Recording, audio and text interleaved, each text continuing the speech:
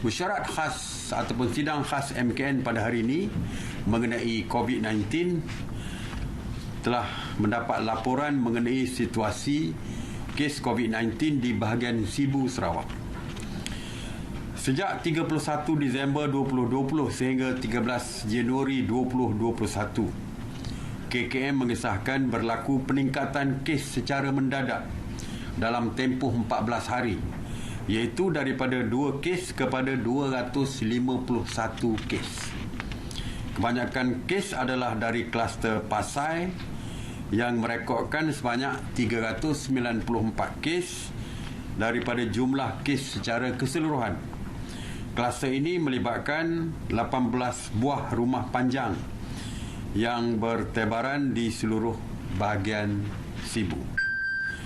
Atas nasihat dan penilaian risiko oleh KKM, sidang khas hari ini bersetuju untuk melaksanakan PKP, Perintah Kawalan Pergerakan di bahagian Sibu, Sarawak selama 14 hari bermula daripada 16 sehingga 29 Januari 2021.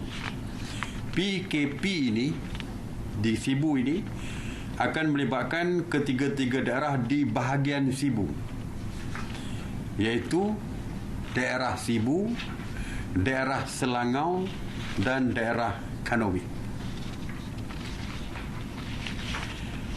Kerajaan sebelum ini juga telah melaksanakan PKPB bersyarat di negeri Kelantan bermula 13 sehingga 26 Januari 2021.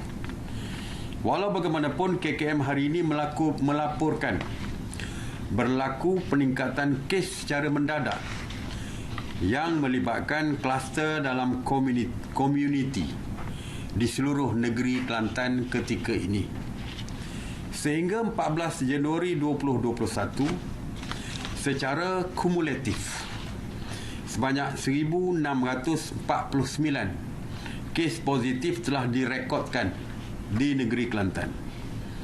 Sejak 10 Januari 2021, purata kes harian meningkat antara 80 hingga 100 kes sehari, manakala kes aktif turut meningkat mendadak dalam tempoh 14 hari dari 328 kes kepada 891 kes. KKM turut mengesahkan 90% daerah di Kelantan kini di dalam zon merah dan jingga. 7 daerah zon merah di Kelantan iaitu Kota Baru, Bacok, Tumpat, Gua Musang, Macang, Kuala Kerai serta Tanah Merah. Manakala 2 daerah adalah zon kuning iaitu Pasir Putih dan Pasir Mas, manakala 1 daerah zon jingga iaitu Jeli. Oleh itu, di atas nasihat dan penilaian risiko oleh Kementerian Kesihatan Malaysia, sidang khas hari ini bersetuju untuk melaksanakan Perintah Kawalan Pergerakan ataupun PKP di seluruh negeri Kelantan bermula 16 sehingga 26 Januari 2021. SOP-nya sama seperti SOP di 6 negeri yang telah diumumkan, termasuklah ia terpakai di Sibu yang juga dikenakan PKP. Antaranya yang saya sebut secara ringkas saja, iaitu semua penduduk di dalam kawasan PKP tidak dibenarkan keluar daripada kediaman ataupun tempat tinggal masing-masing kecuali 2 orang sahaja wakil isi rumah dibenarkan keluar hanya untuk mendapatkan barangan keperluan asas. Pergerakan dalam ataupun keluar masuk kawasan PKP hanya bagi kes kecemasan seperti kematian setelah mendapat kebenaran daripada PDRM.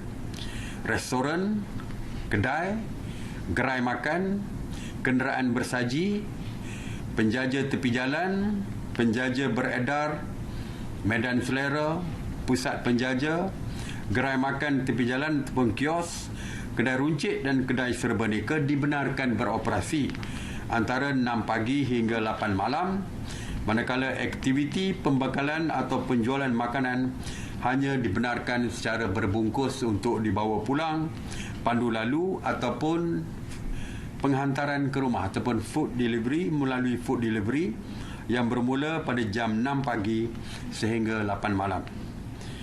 Kedai keperluan harian boleh beroperasi dari jam 6 pagi hingga 8 malam.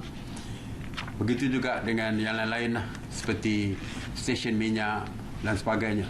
Dan detailnya boleh diperolehi melalui website daripada MKN. Boleh masuk melalui MKN.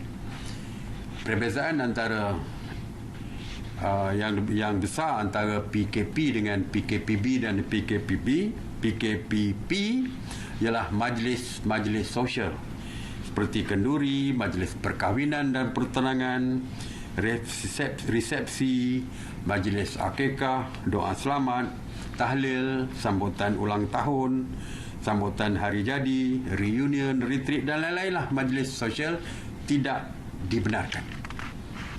Okey?